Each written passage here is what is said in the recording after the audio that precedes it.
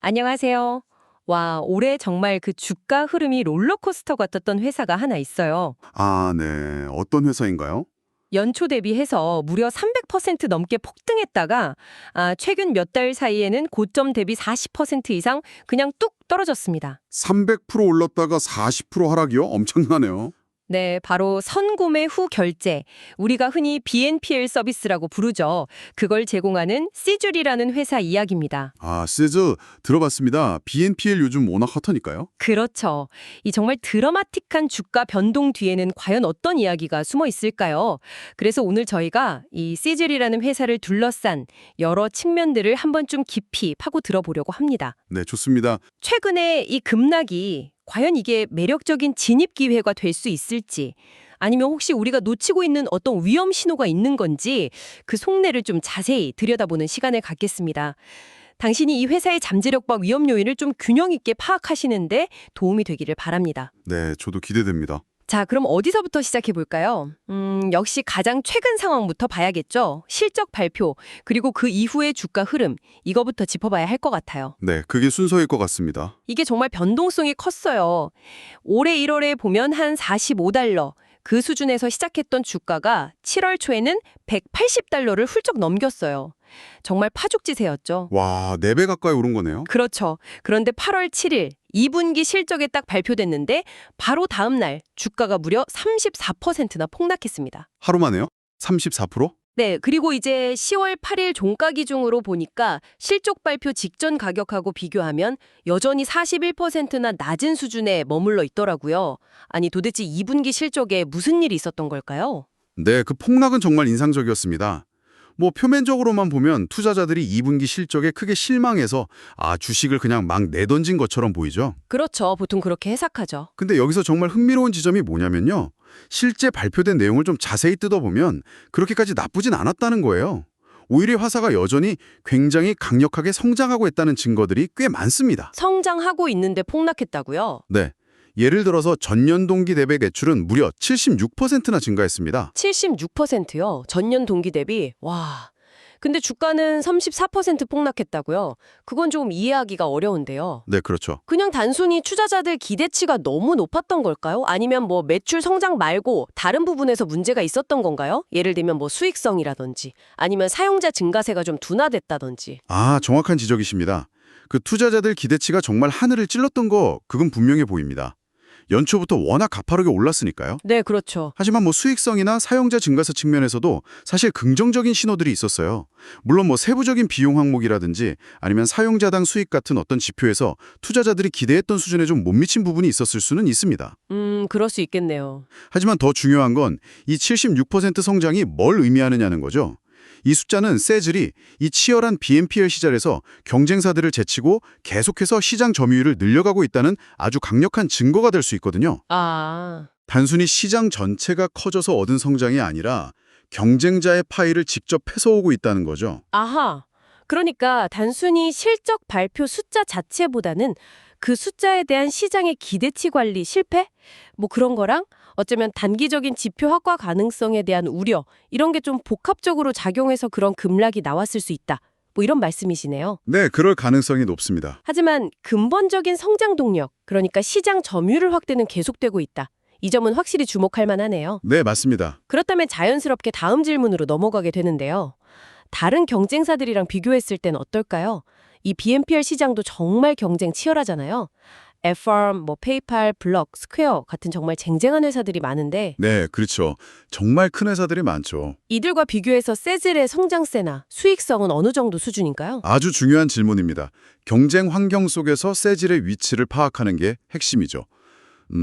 데이터를 좀 비교해보면 세즐의 강점이 꽤 뚜렷하게 드러납니다. 오, 그래요? 아까 말씀드린 그 매출 성장률 76% 있잖아요. 이게 경쟁사들이랑 비교했을 때 상당히 높은 수준이에요. 예를 들어서 주요 경쟁사 중 하나인 Affirm. Affirm의 최근 분기 매출 성장률은 33%였습니다. 33%요? 세즐은 76%인데. 네. 물론 Affirm의 규모가 더 크다는 점은 감안해야겠지만 성장률만 딱 놓고 보면 세즐이 훨씬 앞서 있죠. 세즐은 심지어 2025년까지 연평균 60에서 65% 수준의 성장을 이어갈 거다.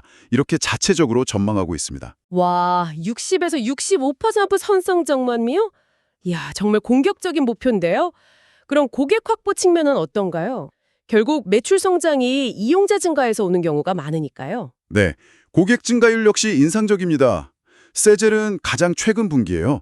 직전 분기 대비해서 활성 고객 수가 13.7% 증가했어요. 분기별로 13.7%요? 네, 분기별로 이 정도 성장률을 꾸준히 기록한다는 건 굉장히 긍정적인 신호거든요. 애펌의 경우 최근 회계연도 4분기 실적 발표 기준으로 보면 전년 동기 대비 고객 증가율은 24%였습니다. 연간 24%랑 분기 13.7%. 네, 연간 성장률하고 분기 성장률을 직접 비교하기는 좀 어렵지만 그래도 세젤의 분기별 성장 모멘텀이 상당히 강하다는 것을 엿볼 수 있죠. 성장률은 알겠습니다. 근데 수익성은 어떤가요? 보통 이렇게 막 빠르게 성장하는 회사들은 손실 감소하는 경우도 많잖아요. 아, 좋은 지적이십니다. 근데 놀랍게도요. 세젤은 애펌보다 이익 마진 측면에서도 더 나은 모습을 보이고 있습니다. 오, 정말요? 네, 물론 BNPL 회사들 수익 구조가 좀 복잡해서 단순 비교는 어렵습니다만 현재까지 발표된 수치상으로는 그렇습니다. 그리고 페이팔이나 브레드 파이낸셜 같은 좀 더 이제 성숙한 금융 서비스 기업들하고 비교하면 당연히 세젤의 성장률이 압도적이고요. 그렇죠. 거긴 이미 큰 회사들이니까. 네, 그러니까 스퀘어죠. 블럭과 비교해도 인상적입니다. 특히 블럭의 캐시앱 부문은 최근 분기의 전년 동기 대비 매출이 오히려 좀 감소하는 모습을 보이기도 했죠. 아, 그랬군요. 네. 그래서 종합적으로 볼 때 숫자만 보면 세즐은 이 경쟁이 아주 치열한 운동장에서 가장 빠른 선수 중 하나다. 이렇게 볼 수 있고 체력, 그러니까 수익성도 생각보다 괜찮아 보입니다. 이야, 이거 참 아이러니하네요. 주가는 폭락했는데 회사의 기본적인 체력이나 성장 속도는 오히려 경쟁사들보다 더 뛰어나 보인다는 거잖아요. 네, 그렇죠. 좀 그런 면이 있습니다. 실제로 세즐이 올해 들어서만 벌써 3차례나 2024 회계연도 연간 실적 전망치, 우리가 가이던스라고 하죠. 그걸 상향 조정했다는 점도 이런 자신감을 좀 뒷받침하는 것 같아요. 맞습니다.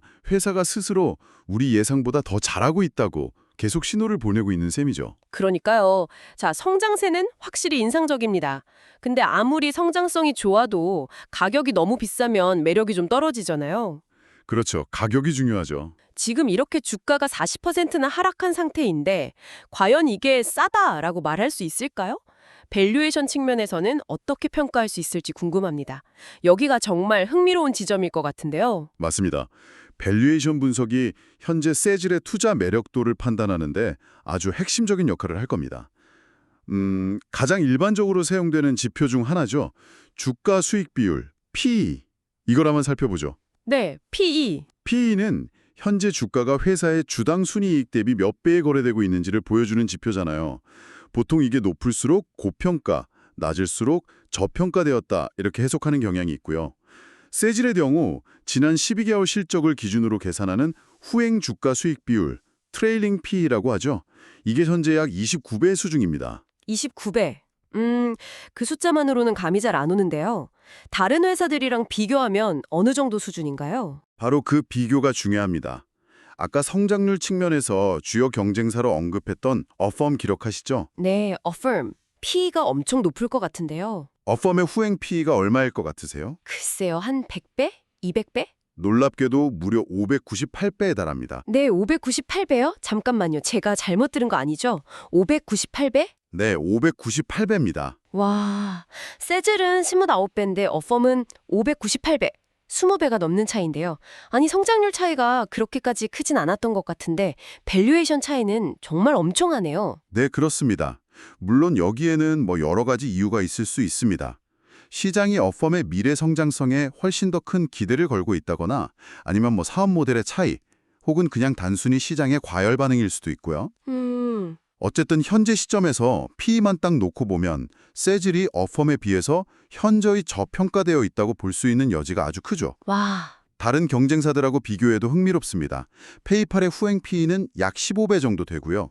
브레드 파이낸셜은 약 11배 수준입니다. 아, 거기는 훨씬 낫네요. 네. 근데 이 회사들은 세즐보다 PE가 훨씬 낮지만 성장률 역시 훨씬 더딥니다. 이들은 뭐 연간 매출 성장률이 한 10%만 나와도 성공적이다. 이렇게 평가받는 이미 좀 성숙기에 접어든 기업들이죠. 그렇군요. 그러니까 세즐은 높은 성장률을 가진 기업 그룹, 뭐 어펌 같은 데랑 비교하면 PE가 현저히 낮고 네, 낮은 PE를 가진 기업 그룹, 페이팔이나 브레드 같은 곳보다는 성장률이 압도적으로 높고 딱 그 중간 지점에서 뭔가 독특한 매력을 가지고 있는 셈이네요. 정확합니다. 높은 성장성과 상대적으로 낮은 밸류에이션. 이 두 가지 조합은 투자자들에게 상당히 매력적으로 다가올 수 있거든요. 특히 최근에 주가가 이렇게 하락하면서 이 매력이 더욱 부각되고 있는 그런 상황이죠. 와, 이렇게 딱 비교해서 보니까 최근에 그 40% 주가 하락이 정말 좀 과도한 시장 반응이었을 수도 있겠다 이런 생각이 드네요. 네, 그럴 가능성도 충분히 있죠. 특히 연초에 300%나 급등했던 그 에너지를 생각하면 그리고 경쟁사들의 성장률하고 밸류에이션을 이렇게 딱 놓고 비교해보니 더욱 그렇습니다. 단순히 2분기 실망감만으로는 설명하기엔 뭔가 좀 부족한 느낌이랄까요? 그렇죠. 다른 요인들도 분명히 작용했을 겁니다. 하지만 이렇게 긍정적인 지표들만 보면 뭐 당장이라도 투자해야 할 것 같은데 세상에 공짜 점심은 없겠죠. 물론입니다. 항상 위험 요인을 살펴봐야죠. 분명히 우리가 놓치고 있는 위험 요인이 있을 겁니다. 특히 이 BNPL이라는 사업 모델 자체에 대한 근본적인 우려가 계속 제기되고 있잖아요. 이 부분을 좀 더 깊이 파고 들어가 볼 필요가 있겠습니다. 네, 맞습니다. 시즐 개별 기업의 성과와는 별개로요. 이 BNPL 산업 자체가 안고 있는 구조적인 위험, 이거는 반드시 짚고 넘어가야 합니다. 네, BNPL은 기본적으로 지금 사고 나중에 나눠내는 방식이잖아요. 보통 이제 신용카드를 발급받기 어렵거나 당장의 현금 흐름이 좀 부족한 젊은 층 또는 신용도가 낮은 소비자들에게 특히 매력적인 서비스입니다. 그렇죠. 약간 타겟이 그렇죠. 네, 바로 이 점이 양날의 검입니다.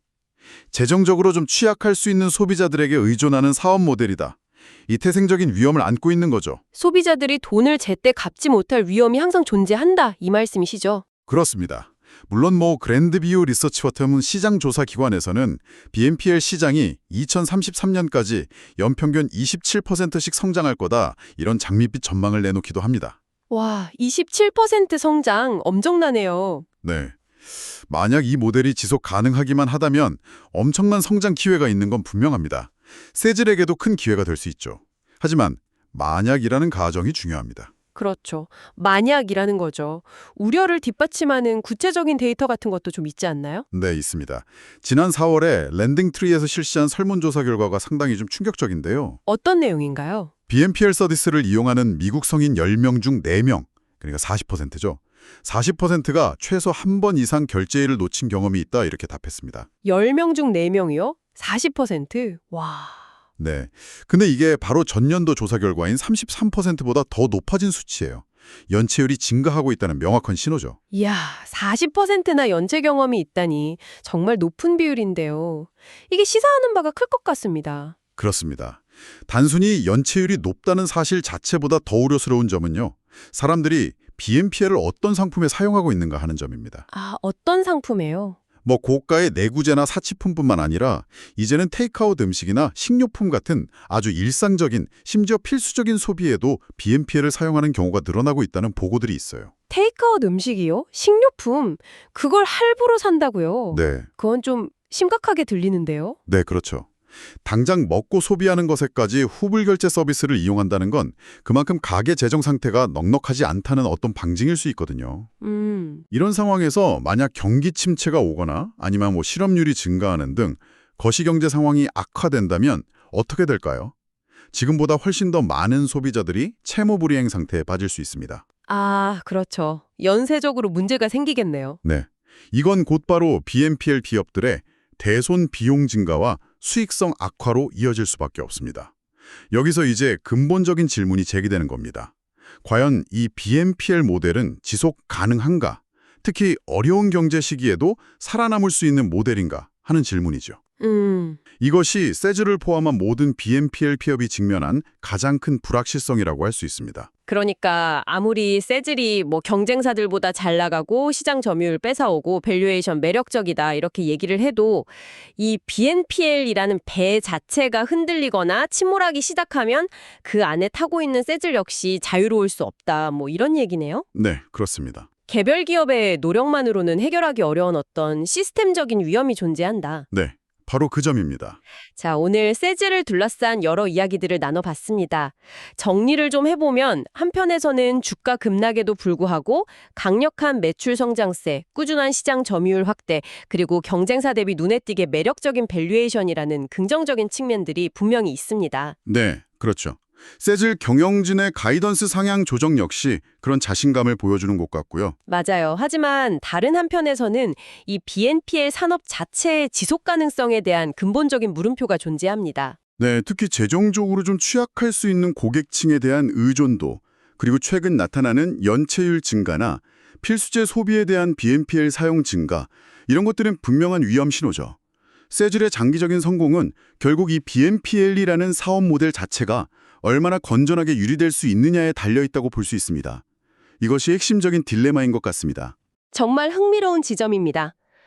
그렇다면 마지막으로 이 분석을 듣고 계신 당신에게 생각해볼 질문을 하나 던지면서 마무리할까 합니다. 네, BNPL 서비스가 종종 재정적 어려움을 겪는 소비자들을 유인한다는 점을 생각해볼 때 테이크아웃 음식이나 식료품 같은 이런 일상적이고 필수적인 구매에까지 이러한 서비스의 사용이 증가하고 있다는 사실은 우리 사회 전체의 어떤 경제적 건강 상태에 대해서 무엇을 말해주고 있을까요? 그리고 이러한 거시적인 흐름이 결국 세즐과 같은 개별 기업의 인상적인 성장 궤적과는 별개로 어떻게 다시 그들의 발목을 잡는 요인이 될 수 있을지 한번 깊이 고민해 보시면 좋겠습니다.